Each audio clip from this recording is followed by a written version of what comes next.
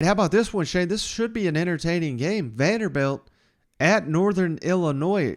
Illinois is actually now a 2-point favorite. It opened as Vanderbilt as a slight favorite. The over-under 58.5 points.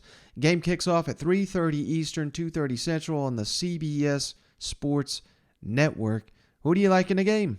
Mike, I'm buying on Vandy, man. I can't. This is one of those. I looked at it, and I mean, how well do you know Northern Illinois? And even when you're looking at it, it's like, look at the teams that they've played. I have no idea. I think one of them was like East Illinois. Like, if you know anything about North, hell, I don't know what's going on the East side, So it's like, it's tough for me to kind of put a pulse on who they're going against. But I will tell you this: it's not a top 25 team. Right. It's not Wake Forest. This is a ball club. I've looked at them. They're small. This is one that Mike's going to be able to run around and play Mike Vandy football. So I think this is going to be a sneaky fun game to watch. So I think it's going to be high scoring. What'd you say the over under was? It was high 50s, right? 58.5.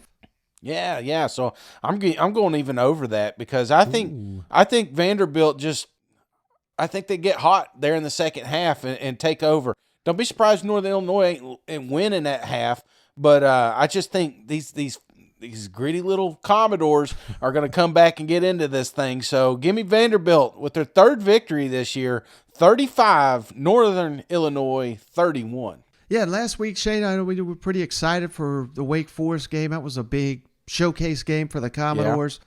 Mike Wright played as poorly as he could, and they got down early, Shane, but they kept fighting. And again, if Wake Forest didn't have their quarterback who was lights out in that ball game, Vanderbilt probably wins it. And again, you got to remember that's a top 25 opponent. So, I'm right there with you. I mean, Vanderbilt has just done a complete 180 on the offensive side of the ball, Shane.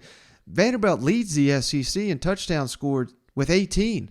And I know they've played an extra game, but the next best is 12. So they've got 6 more than the next best team in the SEC. They're averaging over 43 points per game.